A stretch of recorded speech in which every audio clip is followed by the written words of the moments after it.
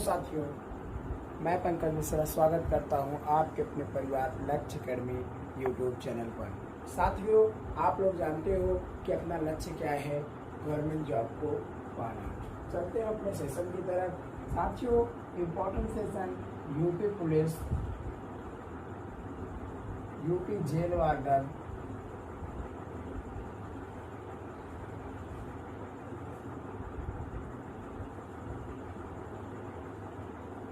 UPSI. Important session UPSI, UP jail warden, UP के सभी एग्जामों के लिए हम इम्पोर्टेंट सेशन चला रहे हैं। क्योंकि हम पढ़ रहे हैं क्या, यूपी जीके। क्या पढ़ रहे हैं, यूपी जीके।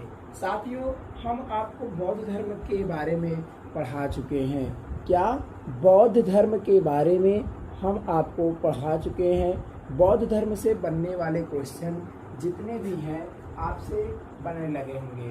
साथियों, अब अपना बचता है क्या, जैन धर्म। क्या बचता है, जैन धर्म। तो जैन धर्म को हम इस प्रकार से पढ़ेंगे कि जिस प्रकार से यूपी जीके के अंतर्गत वो क्वेश्चन आए। यूपी से संबंधित जितने भी तीर्थंकर थे, जितने भी लोग थे, उनको हम देखेंगे।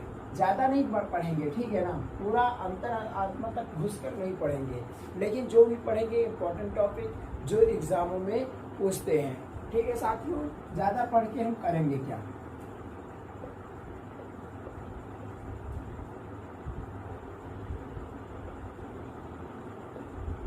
जैन धर्म। तो आज का अपना टॉपिक क्या है, जैन धर्म। जैन धर्म कौन थे, कैसे थे, क्या हुआ, इनके बारे में हम आज ऐसे आसान तरीकों से देखेंगे। जैन धर्म क्या है। तो साथियों, आप जानते हो कि जैन धर्म में कितने तीर्थंकर हुए, जनरल चीजें आप जानते ही होंगे। तो जनरल चीजें में अगर आप जानते हैं तो जैन धर्म में कितने तीर्थंकर हुए, 24 तीर्थंकर। कितने हुए, 24 तीर्थंकर। तो 24 तीर्थंकर में इसके जैन धर्म के संस्थापक कौन थे। अब यहाँ से टॉपिक शुरू होता है कि जैन धर्म के संस्थापक कौन थे। तो पहले तीर्थंकर जैन धर्म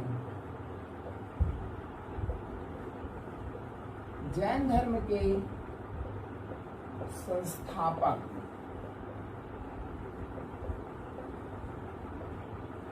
जैन धर्म के संस्थापक कौन थे। तो साथियों, जैन धर्म के संस्थापक ऋषभ देव थे। कौन थे, ऋषभ देव जैन धर्म के संस्थापक थे। कौन थे, जैन धर्म के संस्थापक ऋषभ देव। इम्पोर्टेंट क्वेश्चन साथियों, एक भी क्वेश्चन मिस मत करिएगा। वही इम्पोर्टेंट क्वेश्चन जो यूपी के सभी एग्जामों के लिए महत्वपूर्ण है, वही क्वेश्चन हम आपको पढ़ा रहे हैं। ठीक है साथियों, और ऋषभ देव के बारे में थोड़ा सा हम जान लेते हैं। ऋषभ देव क्या थे, जैन धर्म के संस्थापक थे। और इनका जन्म की अगर बात की जाए, इनका जन्म यूपी के अयोध्या में हुआ था, उत्तर प्रदेश में हुआ था, यानी कि अयोध्या में। कहाँ हुआ था, अयोध्या। इनका जन्म अयोध्या में हुआ था। भाई साहब, यूपी से संबंधित जितने भी लोग थे उनको पढ़ना बहुत आवश्यकता है। क्योंकि यूपी आप पुलिस की तैयारी कर रहे हो, टीचर की तैयारी कर रहे हैं, यूपी जेल वार्डर, एसआई या लोअर पीसीएस कोई भी एग्जाम हो, तो यहीं से क्वेश्चन उठता है, अगर उठेगा तो इनका जन्म अयोध्या में हुआ था। और अगर प्रतीक की बात किया जाए, इनका प्रतीक क्या है, तो इनका प्रतीक साथियों सांड है। क्या है, इनका प्रतीक सांड है। ठीक है साथियों, तो बस ऐसे जनरल क्वेश्चन हैं जो क्वेश्चन आपसे एग्जाम में पूछा जाता है और बार बार पूछा जाता है। तो उसी क्वेश्चन को आज हम क्लियर करेंगे। ठीक है साथियों, तो बढ़ते हैं अपने अगले साइड की ओर। इनका हो गया। अब अगर दूसरा देखा जाए, ये जैन धर्म के प्रथम तीर्थंकर थे। कौन थे, जैन धर्म के प्रथम तीर्थंकर। प्रथम तीर्थंकर ऋषभदेव। यहाँ से 2-3 क्वेश्चन हम आपको बता दिए। उसके बाद दूसरे तीर्थंकर के बारे में देखते हैं। जैन धर्म के दूसरे तीर्थंकर कौन थे? भगवान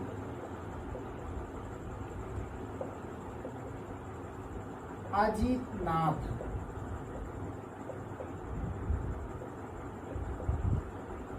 कौन थे? भगवान अजितनाथ जैन धर्म के दूसरे तीर्थंकर थे। कौन थे? भगवान अजितनाथ। ठीक है साथियों, तो इनके जन्म की अगर बात की जाए तो इनका जन्म भी अयोध्या में ही हुआ था। कहाँ हुआ था? अयोध्या में इनका जन्म हुआ था। इनका भी जन्म भगवान ऋषभदेव और भगवान अजितनाथ जैन धर्म के पहले और दूसरे तीर्थंकर हुए, जिनका जन्म, इन दोनों का जन्म कहाँ हुआ था?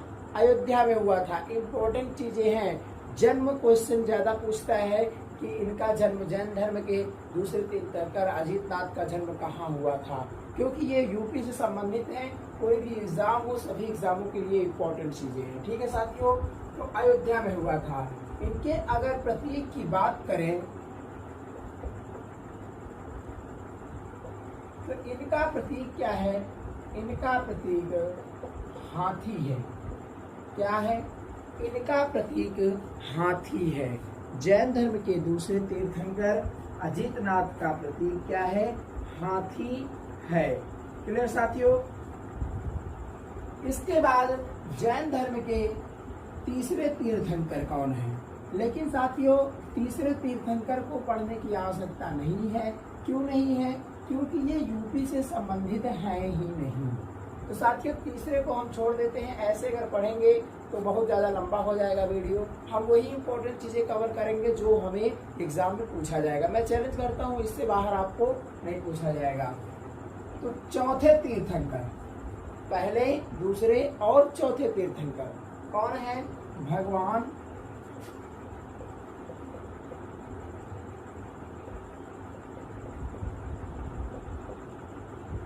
अभिनंद। भगवान अभिनंद जैन धर्म के चौथे तीर्थंकर हुए। कौन हुए? भगवान अभिनंद नाथ। क्या? भगवान अभिनंद नाथ। ये क्या थे?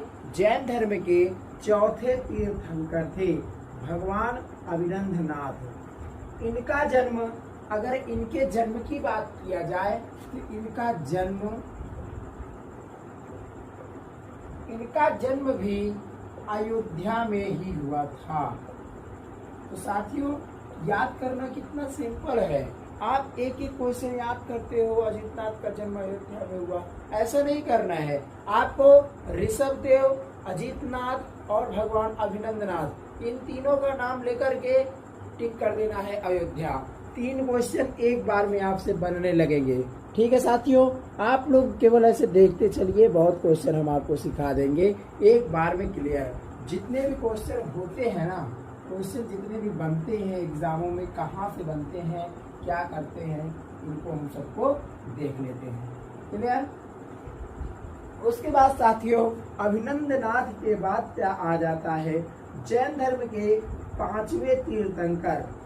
जैन धर्म के 5वें तीर्थंकर, 5वें तीर्थंकर, जैन धर्म के 5वें तीर्थंकर कौन हुए? जैन धर्म के 5वें तीर्थंकर भगवान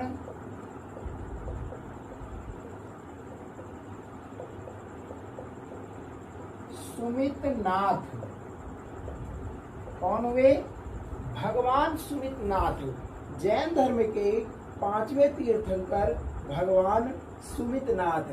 साथियों, अगर इनके जन्म के बारे में बात किया जाए, ये सब उत्तर प्रदेश से संबंधित थे, इसलिए इन्हीं का जन्म क्वेश्चन में पूछा जाता है। और आपको लगता है कि 24 तीर्थंकर का हम जन्म स्थान याद करें, तो साथियों ये गलत है। आप याद कर लो, अच्छी बातें हैं, लेकिन याद करने से क्या मतलब है? उतना ही भरो गिलास जितना लगी हो प्यास। मतलब क्या है? भगवान सुमितनाथ का जन्म भी अयोध्या में ही हुआ था।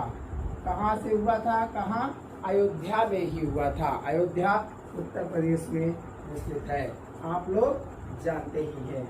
भगवान सुमितनाथ का जन्म अयोध्या में ही हुआ था। ठीक है साथियों, तो कौन कौन से हो चुके, पहले, दूसरे और तीसरे छोड़ करके चौथे, पांचवे, तो कितने तीर्थंकर हुए? 5 तीर्थंकरों में से 4 तीर्थंकर उत्तर प्रदेश से हुए। 5 के बाद आ जाता है 7। कौन? 5 के बाद क्या आ जाता है? 7। 7वें तीर्थंकर, जैन धर्म के 7वें तीर्थंकर भगवान सुपार्श्वनाथ। क्या? भगवान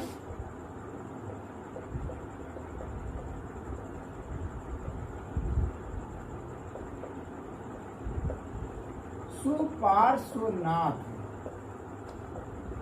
जैन धर्म के 7वें तीर्थंकर भगवान सुपार्श्वनाथ। इनका जन्म कहाँ हुआ? जैन धर्म के 7वें तीर्थंकर, 6ठे तीर्थंकर यूपी से संबंधित नहीं थे। 7वें तीर्थंकर सुपार्श्वनाथ, भगवान सुपार्श्वनाथ, इनका जन्म कहाँ हुआ? तो साथियों, इनका जन्म कहाँ हुआ? भगवान सुपार्श्वनाथ का जन्म वाराणसी में हुआ। कहाँ हुआ? भगवान सुपार्श्वनाथ का जन्म कहाँ हुआ? वाराणसी में हुआ था। भगवान सुपार्श्वनाथ का जन्म वाराणसी में हुआ था। ये जैन धर्म के 7वें तीर्थंकर थे। और 7 के बाद साथियों 8, 9, 10, 11, 12 इन लोगों को हटा करके 13वें तीर्थंकर भगवान विमलनाथ। 13वें तीर्थंकर 7 के बाद 13वां, पहले, दूसरे, चौथे, 5वें, 7वें और 13वें। 13वें तीर्थंकर कौन थे? भगवान विमलनाथ।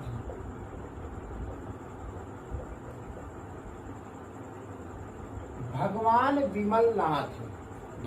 विमलनाथ का जन्म अगर देखा जाए तो इनका जन्म कहाँ हुआ था? यूपी के काम्पिल में हुआ था। कहाँ हुआ था? काम्पिल में हुआ था। उत्तर प्रदेश के काम्पिल जिला में हुआ था। ये यूपी से संबंधित थे। भगवान कौन थे? भगवान विमलनाथ, जो कि 13वें तीर्थंकर थे। कहाँ? जैन धर्म के 13वें तीर्थंकर थे। उसके बाद साथियों 13 के बाद कौन कौन और बचते हैं?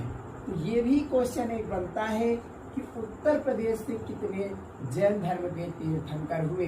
तो इसके साथ साथ आपका ये भी क्लियर हो जाएगा कि कितने तीर्थंकर यूपी से संबंधित थे। और सबसे ज्यादा तो भाई यूपी में अयोध्या से जन्मे। तो 13वें के बाद में कौन आ जाता है? 23वें नंबर के। कौन आ जाता है? 23वें नंबर के तीर्थंकर। साथियों 23वें नंबर के तीर्थंकर तो आप याद भी किए होंगे कि कौन है। 23वें नंबर के तीर्थंकर कौन है? भगवान कौन है? जैन धर्म के 23वें तीर्थंकर कौन है? पार्श्वनाथ है। कौन है?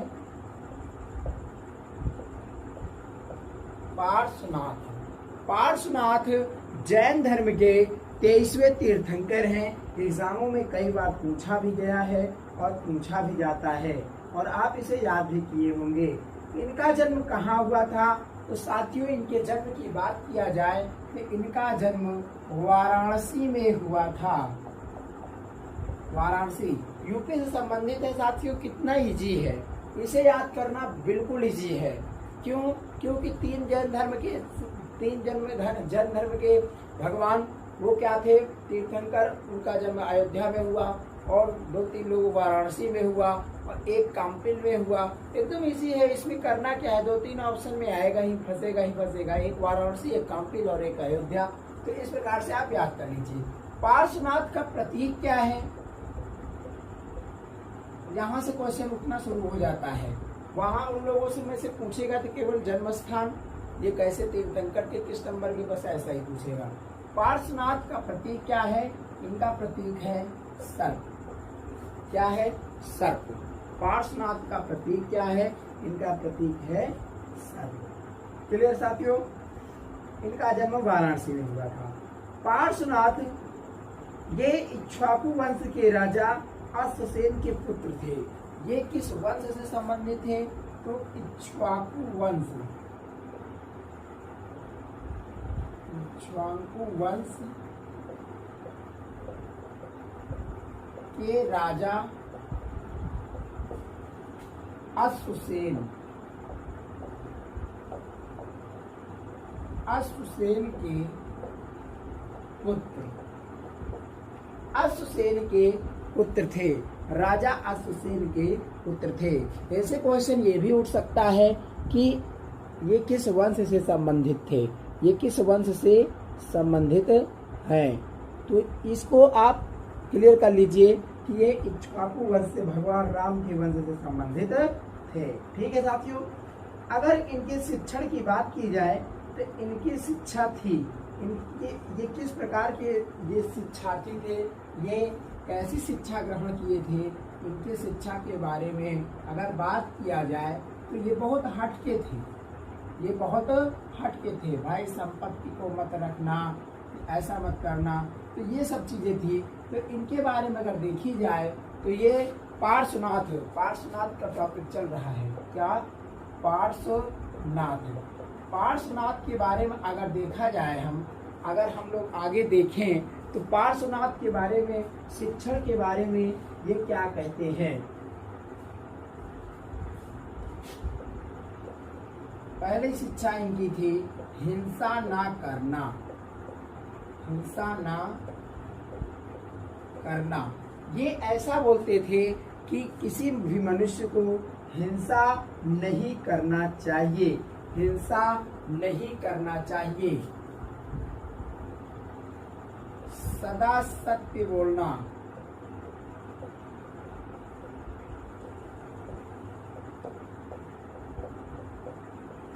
सदा सत्य बोलना चाहिए।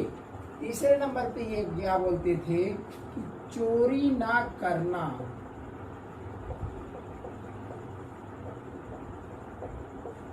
चोरी ना करना। और चौथे नंबर पे क्या बोलते थे ये? चौथे नंबर पे कहते थे कि संपत्ति को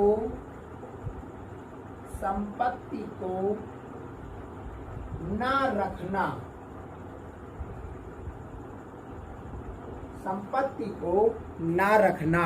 इनके बारे में ये 4 बातें मिली। ये 4 बातें बोलते थे कि हिंसा ना करना, सदा सत्य बोलना, चोरी ना करना और संपत्ति को भी ना रखना।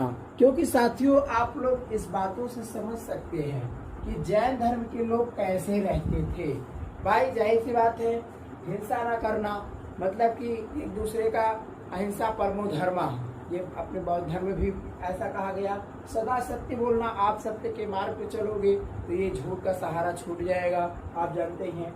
चोरी ना करना, चोरी नहीं करोगे तो एकदम अच्छा सत्संगी बन जाओगे। भाई चोर लोग क्या करते हैं, उनकी उल्टी मत चलती है।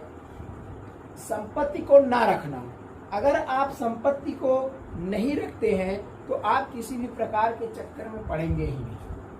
और अगर आपके पास में संपत्ति है, आप यहाँ पर पढ़ाई कर रहे हो, बाहर मन लगा है कि मेरी बाइक खड़ी है, कोई चुरा लेगा, तो बस यही सब चीजें हैं। तो ऐसे में आपका भक्ति भजन, आप सत्संगी बन ही नहीं सकते हो। पढ़ाई लिखाई के साथ साथ में आप सत्संगी भी बनो, सबसे ज्यादा ये भी जरूरी है। आपको समझना चाहिए ऊंच नीच, हमारे अपने माता पिता के बारे में, परिवार के बारे में, सबके बारे में सोचना चाहिए। थोड़ा थोड़ा भगवान के बारे में भी सोचना चाहिए कि अगर 1 घंटे आधे घंटे समय मिले तो भगवान के पीछे भी समय इन्वेस्ट जरूर किया करो। ठीक है साथियों? अब अगर देखा जाए तो 23 तीर्थंकर के बारे में हम पढ़ चुके हैं। क्या? 23 तीर्थंकर के बारे में हम पढ़ चुके हैं। 23वें तीर्थंकर पार्श्वनाथ, जिनका प्रतीक सर्प है, तो उनके बारे में हम पढ़ चुके हैं। अब आ जाते हैं अपने 24वें तीर्थंकर। 24वें तीर्थंकर कौन है? क्या आप जानते हैं 24वें तीर्थंकर कौन है? 24वें तीर्थंकर कौन है? 24वें तीर्थंकर के बारे में देखा जाए तो महावीर स्वामी। कौन है? महावीर स्वामी। ये क्या है? ये जैन धर्म के 24वें तीर्थंकर हैं, महावीर स्वामी। महावीर स्वामी ये जैन धर्म के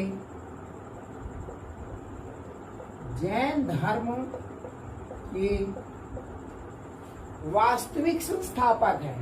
क्या है? जैन धर्म के वास्तविक संस्थापक। कई बार एग्जामों में आप लोग गलती करते हो। संस्थापक कौन है? जैन धर्म। जैन धर्म के वास्तविक संस्थापक अगर एग्जामों में आपसे पूछता है कि जैन धर्म के वास्तविक संस्थापक कौन थे, तब तो आप क्या करेंगे? कुछ लोग क्या करते हैं, ऋषभ देव को ही टिक कर देते हैं कि ऋषभ देव ही इसकी स्थापना किए हैं, यही संस्थापक हैं। लेकिन साथियों, वास्तविक संस्थापक ऐसे ही राज्य का प्रमुख कौन होता है, राज्य का वास्तविक प्रमुख कौन होता है, इसके बारे में भी आप जानते हैं। वास्तविक मतलब कि यार जो प्रेजेंट टाइम में चल रहा है या तो एकदम लास्ट वहीं से अंतिम हो चुका है, वो वास्तविक कहा जाता है। और संस्थापक जो उसकी स्थापना किए वो करते हैं। ठीक है साथियों, तो ये जैन धर्म के वास्तविक अगर शब्द आ गया तो यानी कि सबसे लास्ट है महावीर स्वामी। ये क्या है? जैन धर्म के वास्तविक संस्थापक रहे। क्लियर? आगे चलते हैं। अब हम थोड़ा हिस्ट्री पढ़ेंगे।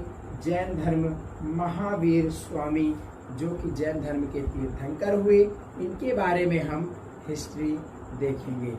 इनका पालन पोषण, इनके पत्नी, बच्चे, इनका जन्म, ये क्या कैसे है। ठीक है, एक एक टॉपिक को हम क्लियर करेंगे।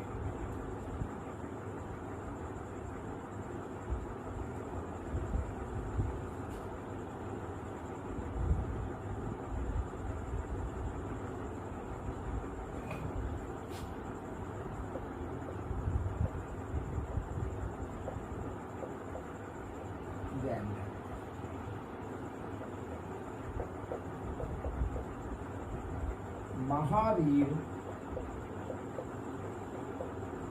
स्वामी। महावीर स्वामी से जितने भी क्वेश्चन उठते हैं एग्जामों में, यूपी के जितने भी एग्जाम हैं, सभी एग्जाम के लिए हम बता रहे हैं, कोई भी एग्जाम हो आप एक बार देख के जाइए। जैन धर्म से क्वेश्चन जितने भी उठेंगे केवल यहीं से उठेंगे, मैं इतना गारंटी लेता हूँ। साथियों, इनके बचपन का नाम अगर देखा जाए, महावीर स्वामी के बचपन का नाम क्या था? बचपन का नाम, तो साथियों बचपन का नाम इनके बचपन का नाम वर्धमान था। क्या था? वर्धमान। ये भी क्वेश्चन कई बार एग्जामों में आया हुआ है। महावीर स्वामी के बचपन का नाम क्या था? महावीर स्वामी के बचपन का नाम क्या था? और इनके माता पिता के बारे में देखा जाए, माता पिता के बारे में देखा जाए तो माता इनकी कौन थी? त्रिशला थी। कौन थी? माता इनकी त्रिशला थी। पिता कौन थे? पिता इनके सिद्धार्थ थे। माता इनके कौन थी? त्रिशला, सिद्धार्थ और त्रिशला कौन थी? माता इनकी त्रिशला और पिता सिद्धार्थ। साथियों, आप लोग कई बार एग्जामों में गलती कर देते हो। क्या? गौतम बुद्ध के बचपन का नाम सिद्धार्थ, तो यही कमी कर देते हैं कि उनका नाम उनके पिताजी को, यही समझ के चलिए आप लोग, यहीं पर डाउट क्लियर कर लीजिए। कई बार एग्जाम में यही गलती होती है, सबसे बड़ी गलती। महावीर स्वामी का बचपन का नाम क्या है? वर्धमान। क्या है? वर्धमान। और उनके बचपन का नाम सिद्धार्थ है। तो वर्धमान यहाँ से करेक्ट कैसे करेंगे, आपको ये देखना है। इसमें भी वह शब्द है। क्या है? इसमें भी वह शब्द है और इसमें भी वह शब्द है। इसी से आप कंपेयर कर लीजिए, यही एलिगेशन लगा लीजिए, यहीं से क्वेश्चन गलत नहीं होगा। यही सब चीजें एग्जाम में ध्यान दी जाती हैं। अगर आप इसे ध्यान नहीं दोगे क्वेश्चन गलत हो जाएगा। तो माता पिता इनके कौन थे? इनके पिता का नाम सिद्धार्थ और माता का नाम त्रिशला था। क्या था? इनके माता का नाम त्रिशला और पिता का नाम क्या था? सिद्धार्थ। दोनों तीनों चीज हम आपको बता दिए। अगर इनके जन्म, भाई इनके जन्म के बारे में तो पता होना चाहिए। इनका जन्म कहाँ हुआ था? इनका जन्म कुंडग्राम। इनका जन्म कहाँ हुआ? इनका जन्म कुंडग्राम में हुआ था। कहाँ हुआ? कुंडग्राम, वैशाली।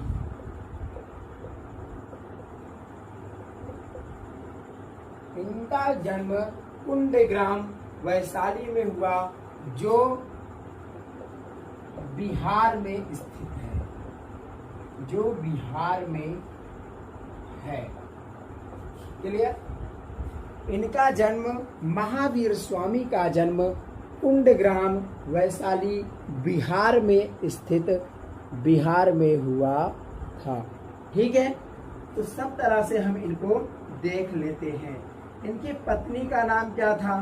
इनकी पत्नी का नाम, पत्नी,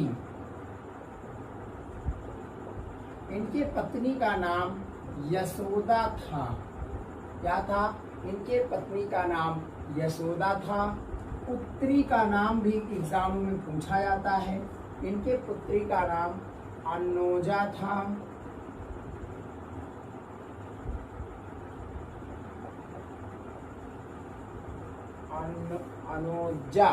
अनोजा था। इनके पुत्री का नाम क्या था? अनोजा प्रियदर्शिनी। क्या था? अनोजा प्रियदर्शिनी।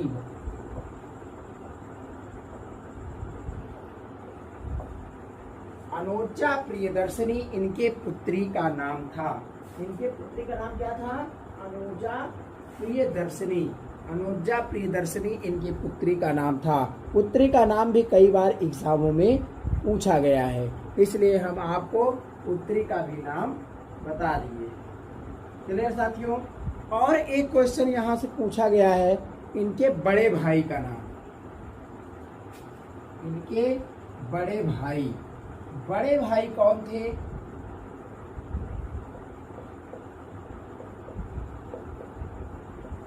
बड़े भाई थे नंदीवर्मन।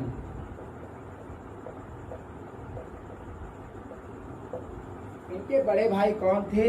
नंदीवर्मन इनके बड़े भाई थे। क्लियर साथियों? आप लोग इसे नोट करते चलिएगा। ये सब इम्पोर्टेंट चीजें हैं जो एग्जामों में पूछे जाते हैं, बार बार पूछे जाते हैं। एक बार, हम तो यही कहते हैं, एक बार मन लगा करके इन सब क्वेश्चनों को एक बार आप रख लीजिए, याद कर लीजिए। बार बार जो भी एग्जाम में बैठेंगे, अब इस टॉपिक को दोबारा आपको पढ़ना ही नहीं होगा। क्यों? क्योंकि आप इसे पढ़ भी चुके हैं ऑलरेडी पूरी तरह से। पूरी तरह से जब आप एक बार पढ़ लिए हैं, दोबारा आपको पढ़ना ही नहीं है। क्लियर साथियों? उसके बाद में नेक्स्ट क्वेश्चन क्या बनता है? आगे से इनके बारे में हम आपको पूरा बायोडाटा बता दिए हैं। इन्हें 12 वर्ष की कठोर परिश्रम के बाद 12 वर्ष ये क्या किए? भाई साहब से इनसे थोड़ा विवाद हो गया था।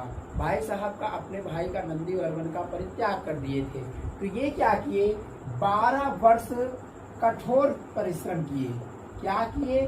कठोर 12 वर्ष के कठोर परिश्रम के बाद, ये जब कठोर परिश्रम तब कर रहे थे, तो ये कहाँ कर रहे थे? श्रमिक गांव। क्वेश्चन पूछ सकता है आपसे, श्रमिक गांव एक है, वहीं पर ये परिश्रम कर रहे थे। और कहाँ कर रहे थे? रिजुपालिका नदी। कहाँ कर रहे थे? रिजुपालिका नदी श्रम्भिक गांव ऋजुपालिका नदी साल का वृक्ष था, साल के वृक्ष के नीचे, वृक्ष के नीचे। कई बार क्वेश्चन यहाँ से पूछा गया है कि ये किस वृक्ष के नीचे तप कर रहे थे, ये किस वृक्ष के नीचे अपने ज्ञान की प्राप्ति हुई इन्हें। तो साथियों, न पीपल न बरगद, ये किस वृक्ष के, साल के वृक्ष के नीचे इन्हें ज्ञान की प्राप्ति होती है। 12 वर्ष के कठोर परिश्रम के बाद ज्ञान की प्राप्ति कहाँ हुआ? श्रम्भिक गांव ऋजुपालिका नदी। कहाँ हुआ? श्रम्भिक गांव ऋजुपालिका नदी और साल के वृक्ष के नीचे इन्हें ज्ञान की प्राप्ति होती है 12 वर्ष के कठोर परिश्रम के बाद। किसे होता है? महावीर स्वामी को, जैन धर्म के वास्तविक संस्थापक को क्या होता है? ज्ञान की प्राप्ति होती है। यही से क्वेश्चन जरूर आपके एग्जाम में आएगा। क्लियर? ज्ञान की प्राप्ति के बाद साथियों, जब ज्ञान की प्राप्ति हुई, ज्ञान की प्राप्ति के बाद, ज्ञान की प्राप्ति के बाद इन्हें क्या कहा गया? ज्ञान की प्राप्ति के बाद इन्हें जिन कहा गया। क्या कहा गया? जिन। इनको क्या कहा गया? जिन कहा गया। एग्जाम में कई बार पूछा गया है कि जब महात्मा महावीर स्वामी को ज्ञान की प्राप्ति हुई तब इन्हें क्या कहा गया? तब इन्हें जिन कहा गया, निर्ग्रंथ कहा गया। क्या कहा गया? निर्ग्रंथ, क्योंकि भाई ये ज्ञानी हो चुके थे। निर्ग्रंथ कहा गया। और इन्हें क्या कहा गया? अरहंत कहा गया। ये तीनों नाम आप याद कर लीजिए, जिन, अरहंत और निर्ग्रंथ। ये तीनों चीज में से आपको किसी भी चीज का पूछ सकता है। तीनों में से एक नाम जरूर आपके एग्जाम में आएगा, तो इन्हें आप याद कर लीजिए। ज्ञान की प्राप्ति के बाद क्या हुआ? इन्हें जिन कहा गया, अरहंत कहा गया और निर्ग्रंथ कहा गया। क्यों कहा गया? जिन का अर्थ होता क्या है? ये भी एग्जाम में कई बार पूछा गया है कि जिन का मतलब क्या होता है, अरहंत का मतलब क्या होता है, निर्ग्रंथ का मतलब क्या होता है। ये ज्ञान की प्राप्ति की घटना है। जिन का अर्थ, जिन का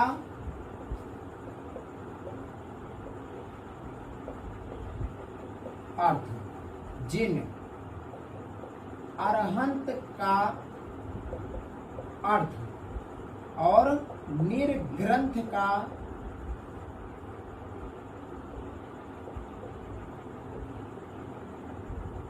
अर्थ। इन सभी तीनों चीजों का अर्थ क्या होगा? क्या आप बता सकते हैं?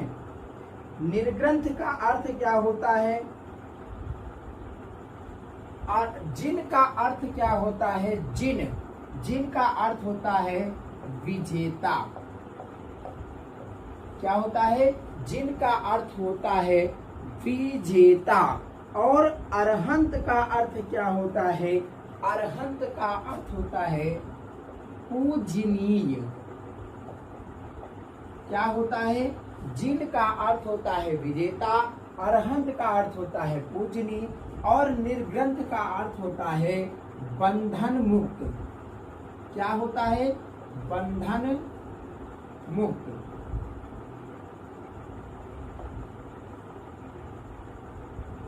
तो साथियों, जाहिर सी बात है, आप जब 12 वर्ष कठोर परिश्रम तब करेंगे और उसके बाद में आप बंधन मुक्त हो ही जाओगे, आप पूजनीय बन ही जाएंगे, आप विजेता हो ही जाएंगे। क्यों?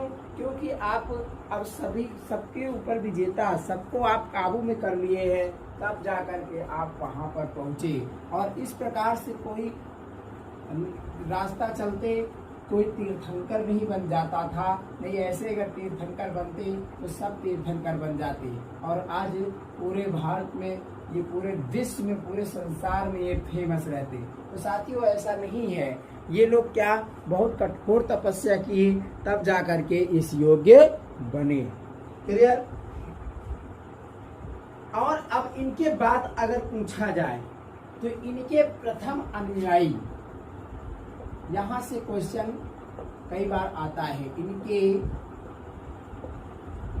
प्रथम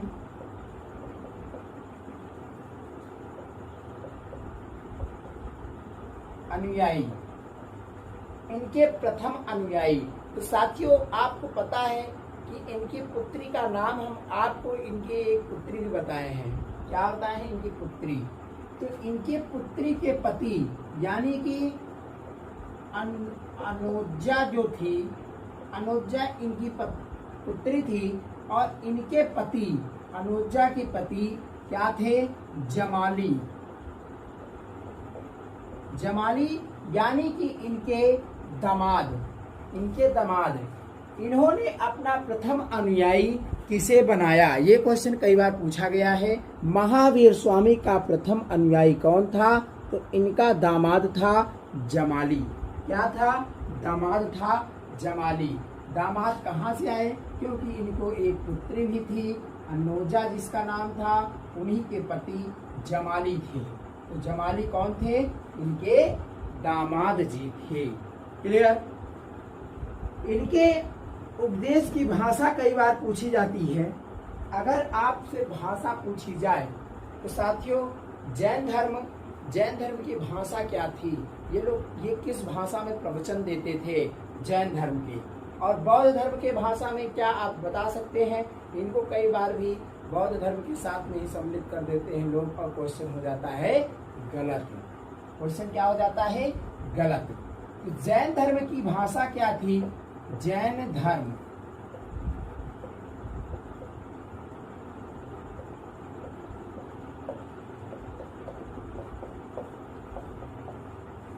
धर्म की भाषा के बारे में अगर हम देखें तो इनकी भाषा क्या थी? प्राकृत भाषा थी। प्राकृत क्या थी? इनकी भाषा क्या थी? प्राकृत भाषा थी। क्या थी? प्राकृत भाषा थी। अर्धमागधी में ये उपदेश देते। इन्होंने बहुत सारे उपदेश दिए। क्या दिए?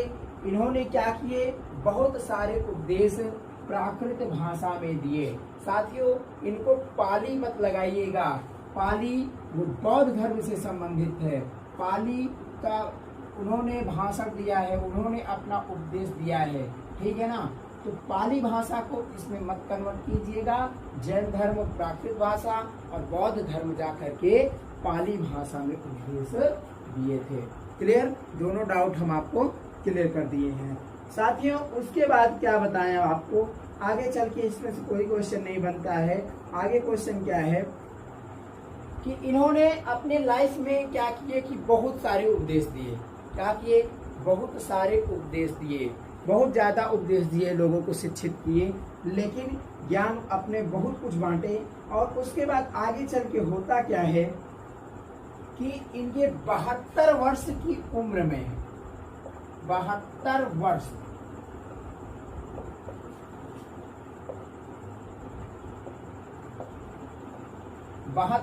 की उम्र में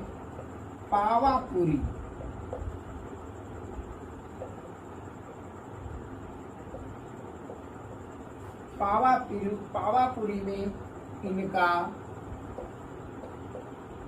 देहांत होता है। देह का अंत होता है। क्लियर। तो इनके मृत्यु के बारे में अगर पूछा जाए, इनका निर्वाण कहाँ हुआ, तो इनका निर्वाण 72 वर्ष की आयु में पावापुरी में इनकी मृत्यु हुई थी। क्लियर साथियों। तो ये थे टॉपिक क्या? जैन धर्म महावीर स्वामी से बनने वाले।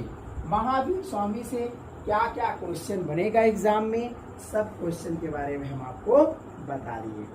साथियों अगर आपको इसके भविष्य के बारे में बताया जाए, भविष्य को भविष्य के बारे में अगर हम आपको बताएं तो भविष्य के बारे में आप अगर देखना चाहेंगे आगे चल के क्या होता है, आगे चल के कुछ दिन बाद ये दो भागों में बढ़ जाता है। जिस प्रकार से बौद्ध धर्म में है उसी प्रकार से जैन धर्म में बन जाता है, वो हीनयान महायान। और यहाँ पर क्या बन जाता है, क्या आप बता सकते हैं? ये यहाँ पर क्या बन जाता है? वहाँ आगे चल के तो वो हीनयान और महायान में बदल गया, लेकिन ये जो था बौद्ध धर्म हीनयान महायान में चेंज हो जाता है, वो दो प्रकार में बढ़ जाता है। लेकिन ये जैन धर्म श्वेतांबर और दिगंबर में बढ़ जाता है। ये दो मत हो जाते हैं इसके। तो ये कैसे हो जाते हैं, क्या आप इनको जानना चाहेंगे? बिल्कुल जानिए, क्योंकि एग्जाम के लिए ये बहुत इंपॉर्टेंट है। साथियों, लगभग 300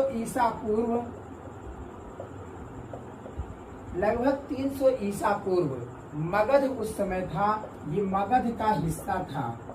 मगध का हिस्सा था। मगध में अकाल पड़ जाता है। क्या? अकाल पड़ जाता है। उस समय यहाँ के शासक कौन थे? उस समय इसके देख रेख कौन करते थे? क्या आप बता सकते हैं? उस समय इनका देख रेख ये शासन सत्ता कौन चला रहे थे?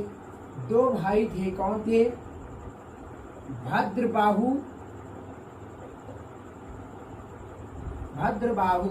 और स्थूलभद्र।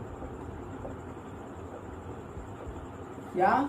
भद्रबाहु और स्थूलभद्र। इन्हीं के शासन में, इन्हीं के कारण से क्या हुआ, ये जैन धर्म दो भागों में विभक्त हो गया। क्या हुआ?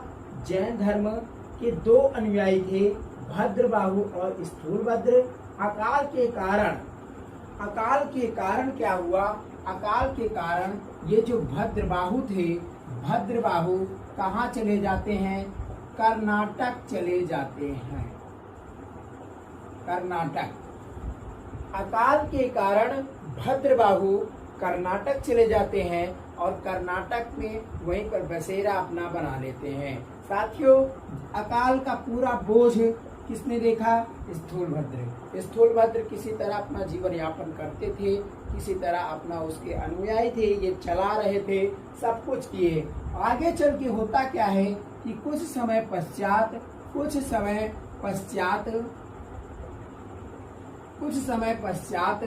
ये क्या थे? भद्रबाहु। क्या? भद्रबाहु मगध में फिर से कर्नाटक से वापसी लेते हैं। क्या करते हैं? भद्रबाहु वापस आ जाते हैं मगध में, फिर दोबारा से वापस आ जाते हैं। तो क्या हो जाता है? स्थूलभद्र और भद्रबाहु में आपस में मतभेद हो जाता है। क्या होता है? आपस में मतभेद हो जाता है कि आप तो उस समय हमें विषम परिस्थिति में छोड़ करके चले गए थे, तब आपका अब यहाँ पर कुछ भी नहीं है। तो यहाँ पर क्या हुआ भाई? चाहे जैसे हो, आप अगर छोड़ के चले गए हो, एक प्रकार से देखा जाए तो भद्रबाहु जी की कमी थी, लेकिन एक प्रकार से देखा जाए तो भद्रबाहु भी अपने हिस्से के हिस्सेदार हैं। चाहे आप किसी भी धर्म से हो, अगर आप यहाँ के जन्मे हो, यहाँ के निवासी हो, तो आप बिल्कुल यहाँ पर आज नहीं तो कल जरूर आएंगे। तो साथियों, भद्रबाहु भी स्थूलभद्र से ऐसे ही आपस में दोनों में मतभेद हो गया और मतभेद होने के कारण यह दो भागों में विभाजित हो गया। क्या हो गया? यह दो भागों में विभाजित हो गया। श्वेतांबर और दिगंबर। श्वेतांबर और दिगंबर, ये दो भागों में विभाजित हो गया। यही कारण है, यही इसकी हिस्ट्री है। और यह क्या हो गया? दो शाखाओं में बढ़ गया, श्वेतांबर और दिगंबर। तो साथियों, अब क्या हुआ? श्वेतांबर और दिगंबर ये दो प्रकार के प्रचार प्रसार होने लगे। इसके सब काम जितने भी थे सब दो हो गए, इसके अनुयायी अलग अलग हो गए। दोनों लोग आपस में अपना एक एक चुन लिए। श्वेतांबर किसे कहते हैं? जो वे लोग श्वेत वस्त्र यानी कि इनके जो अनुयायी थे वो सफेद वस्त्र धारण करते थे, सफेद वस्त्र पहनते थे, उन्हें श्वेतांबर कहा जाता था। केवल इनके अनुयायी, और वैसे भी लोग पहन लेते थे। लेकिन दिगंबर, दिगंबर का मतलब क्या है? जो ये लोग नंगे रहते थे, नंगे रहते थे। दिगंबर नंगे, दिगंबर शाखा के जो अनुयायी थे वो लोग क्या थे? निर्वस्त्र रहते थे। वो निर्वस्त्र होकर के अपना प्रवचन देते थे। कौन? सब लोग नहीं रहते थे। ये क्या करते थे? केवल इनके जो अनुयायी थे, एक जो मुख्य होता है, वो क्या करते थे? वो नंगे होकर के रहते थे। तो इन्हीं को हम दिगंबर कहते हैं। क्वेश्चन कई बार पूछा भी जाता है कि दिगंबर क्या है और श्वेतांबर क्या है। तो ऑप्शन में आपको दिया रहेगा, जो श्वेत वस्त्र पहनता है, जो नंगा रहता है, जिसके प्रमुख ऐसे हैं। तो इस प्रकार से क्वेश्चन आपको एग्जाम में देखने को मिलेगा। क्लियर साथियों? तो इसके विभाजन के बारे में भी हम आपको बता दिए। अब अगर इनके त्रिरत्न के बारे में देखें, तब इनके त्रिरत्न, जैन धर्म के त्रिरत्न, त्रिरत्न इनके क्या क्या थे? त्रिरत्न के बारे में हम आपको बता दें, एक ट्रिक हम पढ़ाए भी हैं। क्या पढ़ाए हैं? आपको एक ट्रिक की क्लास में पढ़ाए हैं। ट्रिक में बताए हैं कि जैन धर्म के त्रिरत्न क्या क्या है। तो साथियों, इनके त्रिरत्न यानी कि तीन रत्न क्या है? सम्यक दर्शन, सम्यक आचरण, दूसरा क्या है? साथियों, एक भी क्वेश्चन यहाँ से हम छूटने नहीं देंगे। एक भी क्वेश्चन आपका छूटेगा नहीं, ठीक है ना? एक भी क्वेश्चन नहीं छूटेगा। आप टेंशन मत लीजिए। जैन धर्म से जितने भी क्वेश्चन बनते हैं हम सबको एक बार में क्लियर करवा रहे हैं। सम्यक आचरण, सम्यक दर्शन,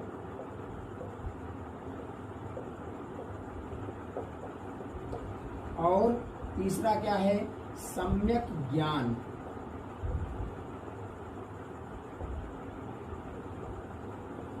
क्लियर? ये जैन धर्म के क्या थे? ये क्या थे?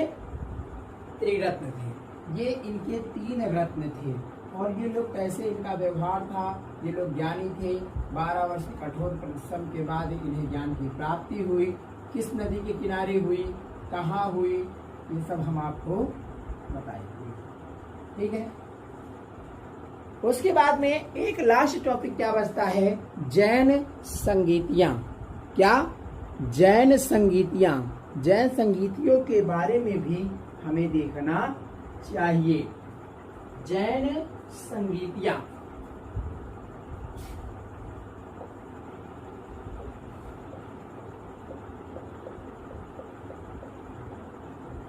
जैन संगीति। तो साथियों, प्रथम जैन संगीति के बारे में अगर देखें, प्रथम जैन संगीति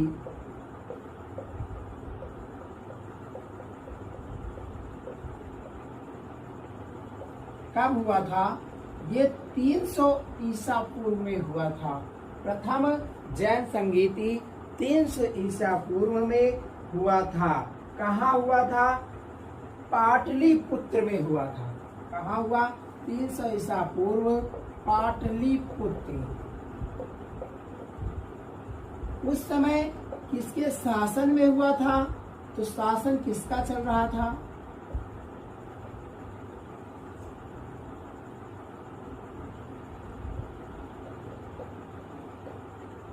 तो शासन के बारे में आपको पता ही होगा। जैन संगीत के समय शासन किसका चल रहा था?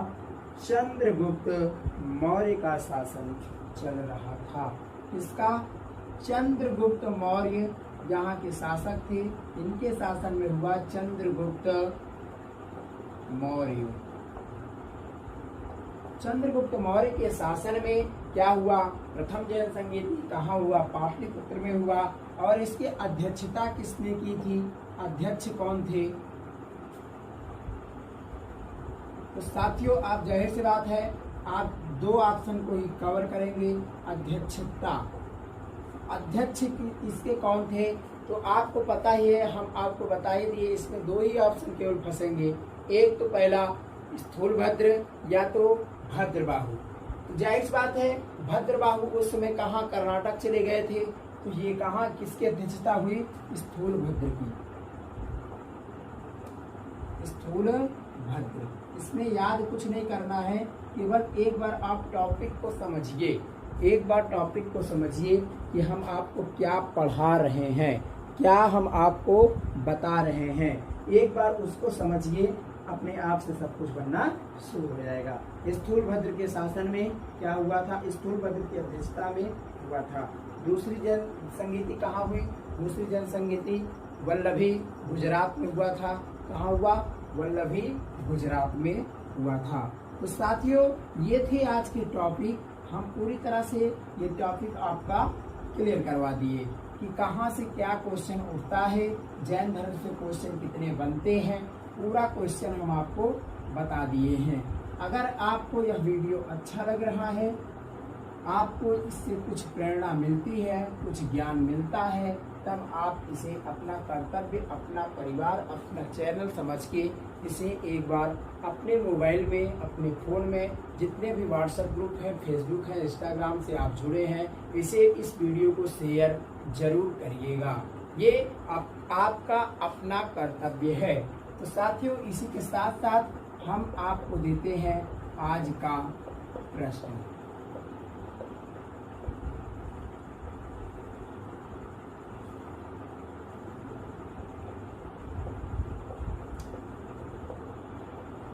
महात्मा बुद्ध को ज्ञान की प्राप्ति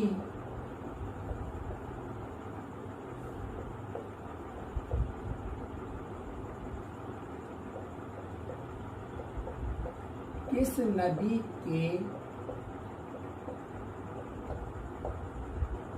किनारे हुई थी? तो साथियों आज का यह प्रश्न है। इस प्रश्न का आंसर आप जिस प्रकार से कमेंट बॉक्स में रोज आंसर देते हैं, उसी प्रकार से आज भी इस क्वेश्चन का आंसर आप दीजिएगा। आप अपना कर्तव्य निभाइए जरूर, और हम भी अपना कर्तव्य निभा रहे हैं। महात्मा बुद्ध को ज्ञान की प्राप्ति कहाँ, किस नदी के किनारे हुई थी? इस क्वेश्चन का आंसर हमें कमेंट बॉक्स में जरूर दीजिएगा। मिलते हैं वीर साथियों अपने अगले वीडियो में, तब तक के लिए बाय बाय।